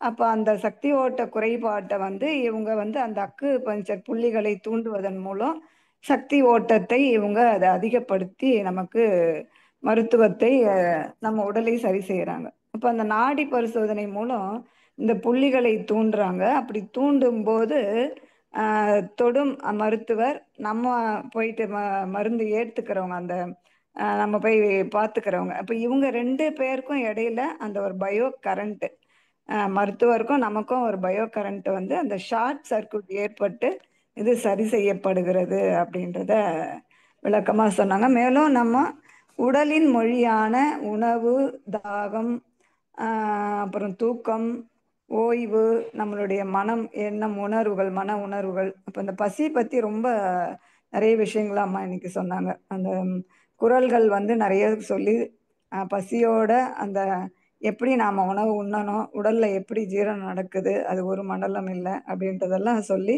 இந்த அக்குபங்க்சர் வாழ்வியல் வந்து நம்ம உடலையும் மனதையும் சிறப்பாக நமக்கு புரிய வைக்கிறது. நம்ம வந்து இந்த நவீன மருத்துவமும் இன்னைக்கு வந்து இதை உண்மை அப்படின்ட்டு நிரூபித்திருக்காங்க.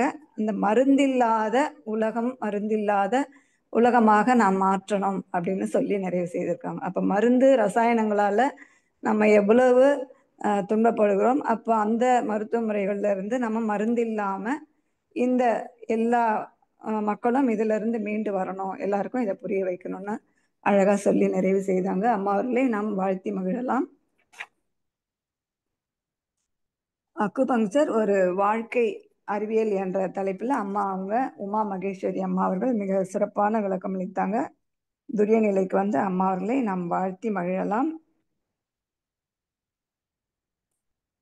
அக்குயிலர் மருத்துவர் உமா மகேஸ்வரி அம்மா அவர்கள் வாழ்க வளமுடன். அம்மா அவர்களும் அவர்களது அன்பு குடும்ப உறுப்பினர்கள் அனைவரும் அருட்பேராற்றல் கருணையினால் உடல் நலம், நீலாயுள், நிறை செல்வம், உயர் புகழ், மெய்ஞானம் ஓங்கி வாழ்க வளமுடன், வாழ்க வளமுடன், வாழ்க வளமுடன். நன்றி. நன்றிங்கம்மா. கேள்வி கேட்க இருக்கிற அன்பர்கள் ஹேண்ட் ரைஸ் பண்ணுங்க. ஒரு சின்ன அறிவிப்புகள் செய்த பிறகு நம்ம கேள்வி பதில் நிகழ்ச்சிக்கு செல்லலாம். அம்மா அதுக்குள்ள ஒரு 2 நிமிடம் ஓய்வு எடுத்துக்கிட்டோம். ரேகா அம்மா, வாழ்க வளமுடன்மா. வாழ்க வளம். அறிவிப்புகள் முழு அறிவிப்புகளையும் கொடுத்துருங்கம்மா. சரிம்மா சரி. வாழ்க வளமுடன்மா. நாளைக்கு வந்து ஜூலை 1ஆம் தேதி பிறக்குது. நம்ம எப்போதும் மாதாந்திர இறை சேவை கொடையாளர் திட்டத்துல நம்ம ஒவ்வொரு மாதமும் 100 ரூபாய் செலுத்திக்கிட்டு இருக்கோம். அதை வந்து நாளைக்கு ஞாபகமா வந்து எல்லாரும் அவங்கவுங்க செலுத்திடலான்றத ஞாபகப்படுத்துறோம். அடுத்ததா பாத்தீங்கன்னா ஜூலை 11, 12, 13 3 நாள் வந்து ஆனந்த யோகா பயிற்சி 3 நாள் நேரடி வகுப்பு இருக்குது. அதுலயும் வந்து அன்பர்கள் வந்து கலந்துக்கிடலாம். மலையப்பாளையத்தில் நடந்துட்டு இருக்கு. அது நேரடியா உங்களுக்கு தெரிந்த அன்பர்களை அதுல இணைத்து அதுல செய்யலாமா. சிறப்பா ஒவ்வொரு மாசமும் செயல்பட்டு இருக்கு. அதுக்கு வரலாம். அடுத்ததா பாத்தீங்கன்னா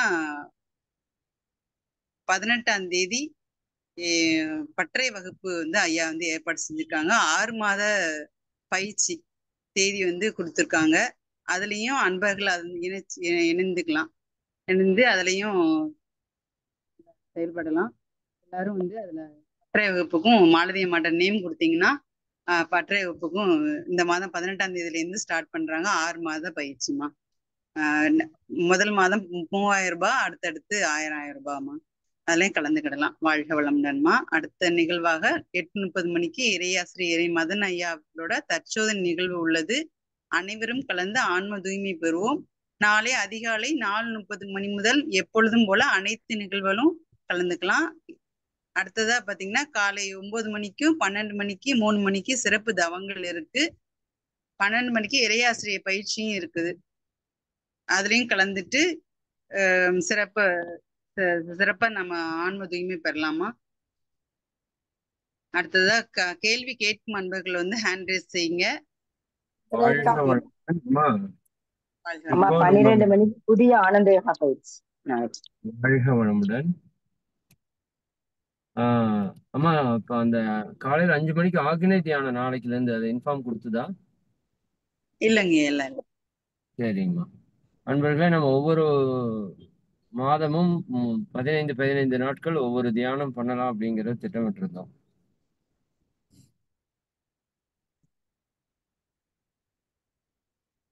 அந்த விதத்துல இப்ப அந்த சார்ட்ல கொஞ்சம் ஒரு சின்ன சேஞ்சஸ் பண்றோம். இப்போ நம்ம மகரிஷி அவங்க கொடுத்த தவத்துல இன்னும் கொஞ்சம் ஆழமா செல்வதற்காக ஆக்னேய தவத்தை நாளையில இருந்து 15 நாள் தொடர்ந்து நம்ம வந்து பண்ண போறோம். சரிங்களா? இந்த வாய்ப்பை நம்ம எல்லாருமே நிச்சயமா பயன்படுத்திக்கணும். நாளை காலை 5 மணிக்கு முடிஞ்ச வரைக்கும் எல்லா அன்பர்களும் நிச்சயமா இணையுங்க. இது நமக்கு ஒரு புதிய ஒரு வாய்ப்பாக நீங்க எடுத்துக்கொள்ளுங்க. சரிங்களா? தொடர்ந்து தவத்தில் ஆழமா பயணிப்பதற்கான ஒரு பெரும் வாய்ப்பாக இது இருக்கும். சரிங்களா? அடுத்தடுத்தது ஆக்னேய சாந்தி, துரியம், துரியாதீதம், இது அப்படியே லைனா நம்ம வந்து ஒரு 15 நாள் அந்த தவம் வந்து டீப்பா பண்ண போறோம். வாய்ப்பை பயன்படுத்திக்கலாம். வாழ்க வளமுடன். வாழ்க. நன்றி. வாழ்க வளமுடன். நன்றிங்க. அடுத்ததாக கேள்வி கேட்கக்கூடிய அன்பர்கள் வந்து ஹேண்ட் ரைஸ் பண்ணலாமா. கோகிலாம்பலம்மா அன்மியூட் பண்ணிட்டு பேசுங்கம்மா. வாழ்க வளமுடன். கோகிலாம்பலம்மா. அம்மா கவிதா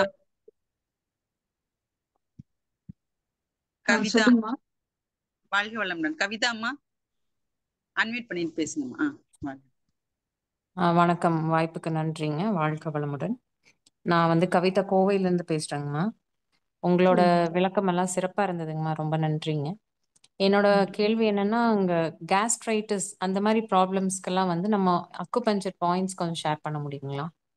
அண்ட் இன்னொரு விஷயம் பார்த்தீங்கன்னா, உங்களுக்கு கான்ஸ்டிபேஷன் அதுக்கும் உங்களோட ப்ரெஷர் பாயிண்ட்ஸ் கொஞ்சம் சொன்னீங்கன்னா எனக்கு கொஞ்சம் ஹெல்ப்ஃபுல்லாக இருக்குங்கம்மா. ஓகே. இப்போ நம்ம இன்னைக்கு பார்த்தது என்ன கேட்டீங்கன்னா, சரிங்க, புள்ளிகளை தாண்டி நம்ம பார்த்திருக்கோம் இல்லையா? சரிங்க. புள்ளிகள் சரிதான்.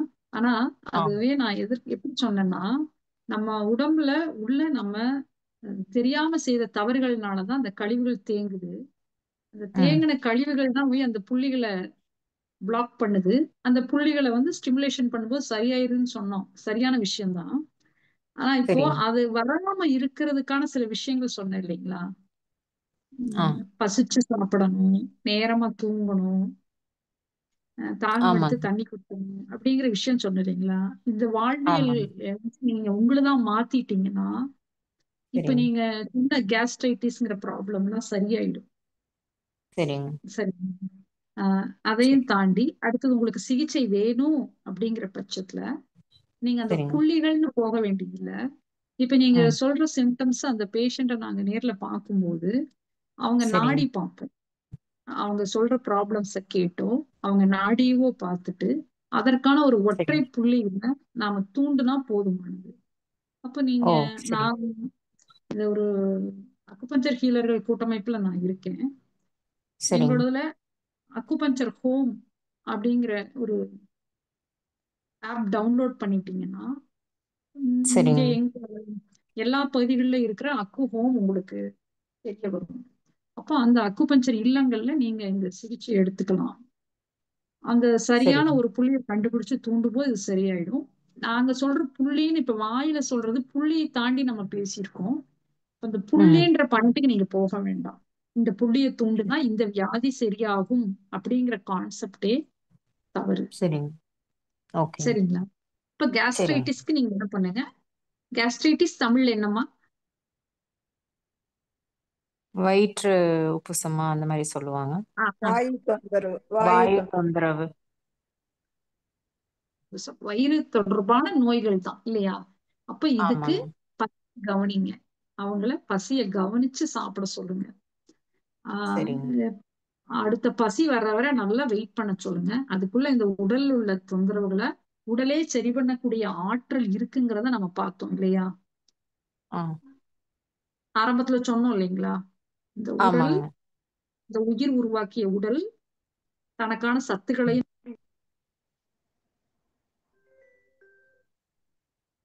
தனக்கு தேவையான உயிராற்றலோடு நோய் எதிர்ப்பு ஆற்றலோடு படைக்கப்பட்ட உடலுக்கு இந்த உடல்ல ஏற்படுற தொந்தரவுகளை எல்லாம் சரி செய்யற ஆற்றல் இருக்கு. அப்போ நீங்க அடுத்த பசிக்கு வெயிட் பண்ணி அவங்கள சாப்பிட சொல்லுங்க. இந்த ப்ராப்ளம் சரியாயிடும். சரிங்களா? இதற்கிடையில ஓகேங்க. ஏதாவது சிகிச்சை தேவைப்படுதுன்னா நீங்க நேர்ல அணுகலாம். இல்லாட்டி இந்த அக்கு ஹோம் ஆப் டவுன்லோட் பண்ணிக்கோங்க. ஓகேங்கம்மா. ஓகே, நன்றிங்கம்மா. Okay okay. வாழ்க வளமுடன் அம்மா. அடுத்ததாக கணேஷ் ராவ் அவர்கள் வாழ்க வளமுடன்.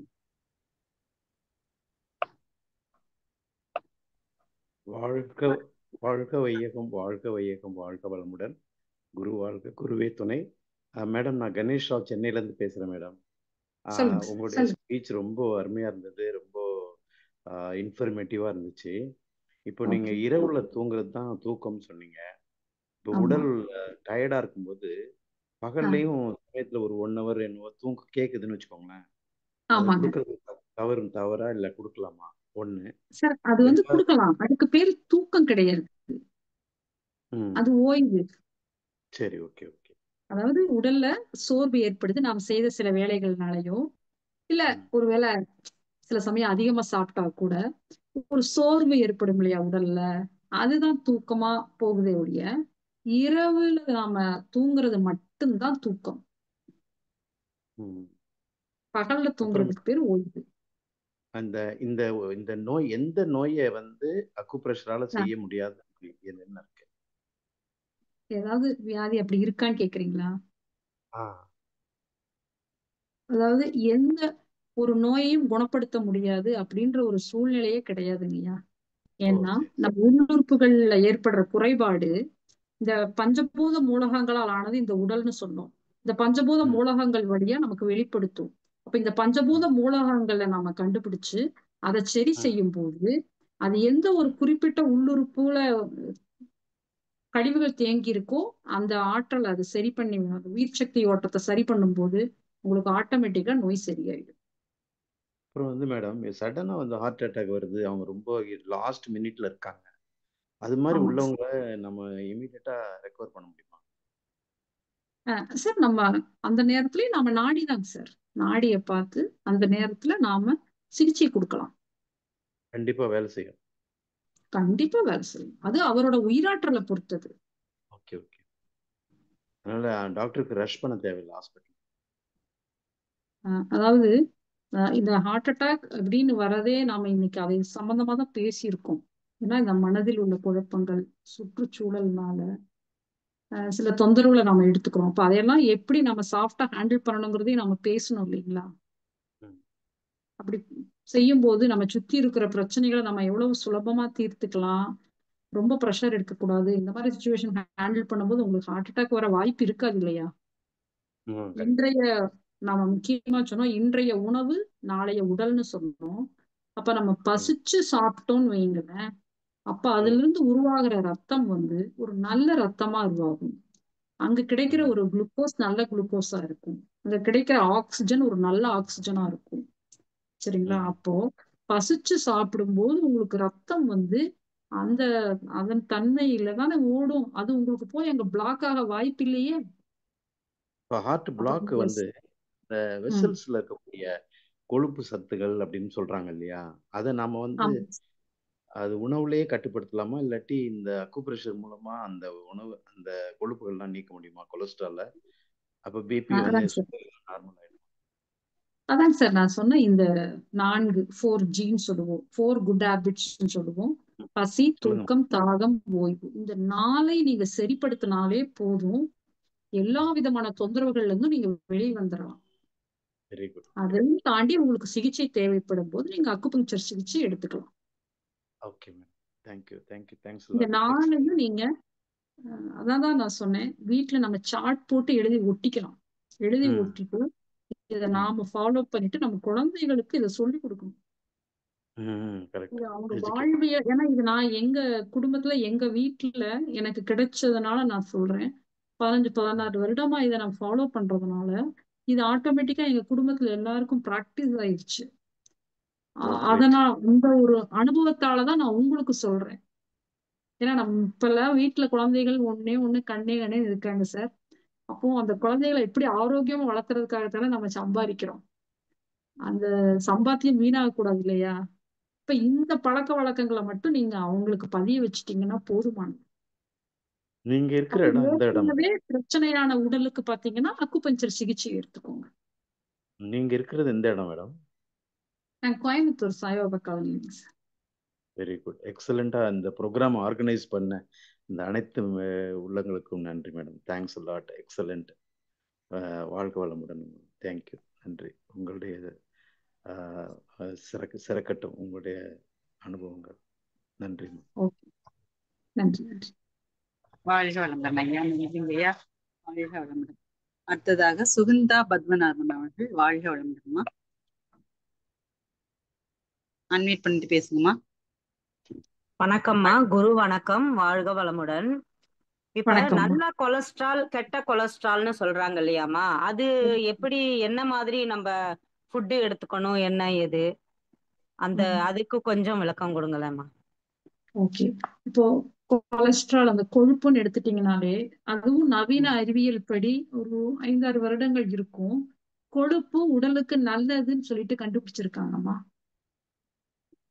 கொழுப்பு உடலுக்கு நல்லது. இந்த கொழுப்பு பகுதி என்னன்னு கேட்டீங்கன்னா நம்ம உடல் தோல் பகுதியை காக்குற கவசம் தான் இது. இந்த கொழுப்பு இல்லைன்னா இந்த தோல் ரொம்ப வறண்டு போயிடும். சரிங்களா? அப்போ இந்த நல்ல கொழுப்பா கெட்ட கொழுப்பான்னு கேட்கும்போது அதை பத்தி நாம கவலையே பட வேண்டாம். இப்ப நான் சொன்ன இந்த 4G ஞாபகம் வச்சுக்கோங்க, இதை ஃபாலோ பண்ணுங்க. ஐயாவுக்கும் போன வயதுல சொன்ன மாதிரிதான் பசிச்சு நீங்க சாப்பிட்டீங்கன்னா உங்களுக்கு தேவையான கொழுப்பு உங்களுக்கு கிடைக்கும். ஏன்னா இவ்வளவு கொழுப்பு இருக்கணும் இவ்வளவு இருக்கக்கூடாதுன்னு சொல்லிட்டு நாம யாராலையும் கண்டுபிடிக்க முடியாது. ஏன்னா உடல் தனித்தன்மையான உடல். ஒரு உடலுக்கும் அதற்கான சத்து அதற்கான விகிதத்துலதான் தேவைப்படும். அப்ப நீங்க பசிச்சு சாப்பிடுறீங்களாங்கிறத மட்டும் கவனிச்சீங்கன்னா போதும். உங்கள் உடலுக்கு என்ன கொழுப்பு எந்த அளவில் தேவைங்கிறது அது தனியாக அதுவே உருவாயிருக்கு. அப்ப நீங்க நல்ல கொழுப்பு கெட்ட கொழுப்பை பத்தி கவலைப்பட வேண்டாம். அடுத்ததான் நான் சொன்னேன் உணவுகள்ல 2 விதமான உணவு சொன்னேன் இல்லமா, கேட்டீங்களா? ரெகுலரா சாப்பிடுற உணவு, ஏதோ ஒரு நாளைக்கு சாப்பிடுற உணவுன்னு 2ஆ பிரிச்சுட்டீங்கன்னா ரெகுலரா சாப்பிடுற உணவுகள்ல இப்ப நிறைய விஷயங்கள் உங்களுக்கே தெரியும். அதுபடி ஆரோக்கியமா கிடைக்கிற விஷயங்கள்ல, ஏதாவது சீசன்ல கிடைக்கிற பழங்கள், நான் உங்க வீட்டுக்கு அருகாமையில கிடைக்கிற அந்த தானியங்கள், அந்த காய்கறிகள், அந்த மாதிரி இயல்பா கொண்டு போய் அவங்களுக்கு வீட்டு உணவை கொடுங்க. ரெகுலரா சாப்பிடும்போது ஏதோ ஒரு நாளைக்கு சாப்பிடுற உணவுகளை பத்தி கவலைப்பட வேண்டாம் நீங்க. சரிங்களா? சரி, சரிம்மா, ரொம்ப நன்றிம்மா. சரி, வாழ்க வளமுடன்மா. மிக்க நன்றிம்மா. அடுத்ததாக சாந்தி அவர்கள். வாழ்க வளமுடன்மா. அன்மியூட் பண்ணிட்டு பேசுங்கம்மா. வாழ்க வளமுடன்மா. வாழ்க வளமுடன். வணக்கம். நேற்றுக்கு நீங்க கொடுத்த இந்த விளக்கங்கள்லாம் ரொம்பவே நல்லா இருந்துச்சு. புதுசா ஏதோ கத்துக்கிட்ட மாதிரி இருந்துச்சு. இந்த செஷன் அட்டன் பண்ணதுக்கான ஒரு ரொம்ப பயனுள்ளதாவே இருந்துச்சு. இப்பதான் நான் கொஞ்ச நாளா தான் இந்த நிறைய விஷயங்கள் கேட்டுட்டு இருக்காங்கம்மா. எனக்கு வந்து இந்த காலையில கண்ணாடி பயிற்சி, தீப பயிற்சி அப்படிங்கறது என்னால ஒண்ணு பண்ணவே முடியறது இல்ல. அது நீங்க எந்த டைம் இந்த குரூப்ல டைமிங்ல வருது? என்ன டைமிங்ல இந்த 2 பயிற்சியை அட்டன் பண்ண முடியும்? அம்மா வாழ்க வளமுடன். இது காலையில 4:30ல இருந்து ஸ்டார்ட் ஆகி வருதுமா. நீங்க 4:30க்கு ஆரம்பிச்சு வந்தீங்கன்னா சரியா இருக்குமா? 4:30. சரி, அதுதான். எது கண்ணாடி பயிற்சி, தீப பயிற்சி ஏதாவது மாறி மாறி வருங்களா இல்ல ஏதாவது? அது ஆமா, நீங்க அப்படிதான். ஒவ்வொரு நாளும் செவ்வாய்க்கிழமைன்னா நாளைக்கு வந்து தீப பயிற்சிமா, அதுக்கு அடுத்த நாள் கண்ணாடி பயிற்சி, அதுக்கு அடுத்த நாள் தீப பயிற்சி. ஓ சரி சரிங்கம்மா. பட் 4:30க்கு ஸ்டார்ட் ஆகும். அம்மாட்ட ஏதாவது கேள்வி கேட்கணும்னா கேளுங்கம்மா. இல்லைங்கம்மா, எனக்கு விளக்கமாவே இருந்துச்சுங்கம்மா, எல்லாமே தெளிவாவே புரிஞ்சுது. சரி, நன்றிங்கம்மா. நன்றி. வாழ்க்கை வளமுடன். அடுத்தது அன்பர்கள் கேள்வி கேட்கும் அன்பர்கள் ஹேண்ட் ரைஸ் பண்ணலாமா? அம்மாட்ட கேள்வி கேட்கலாம். வாழ்க வளமுடன். அம்மா யாரும் இல்லைன்னா நிறைய செய்திடலாங்கம்மா. ரேகாம்மா. சரிம்மா, சரிம்மா. வாழ்க வளமுடன். அம்மாவை மீண்டும் ஒரு முறை வாழ்த்தி நிறைய செய்திடலாம். சரி, இவ்வளவு நேரமாக மிக ஆழமாகவும் தெளிவாகவும் அன்பர்களின் கேள்விகளுக்கு பதிலளித்த அம்மா அக்கிஹீல உமா மகேஸ்வரி அம்மா அவர்களும் அவர்களது அன்பு குடும்பமும் அருட்பேராற்றில் கருணையினால் உடல் நலம், நீலாயில், நிறை செல்வம், உயர் புகழ், மெய்ஞானம் ஓங்கி வாழ்க வளமுடன், வாழ்க வளமுடன், வாழ்க வளமுடன். நன்றி அம்மா. வாழ்க வளமுடன் அம்மா. நன்றி.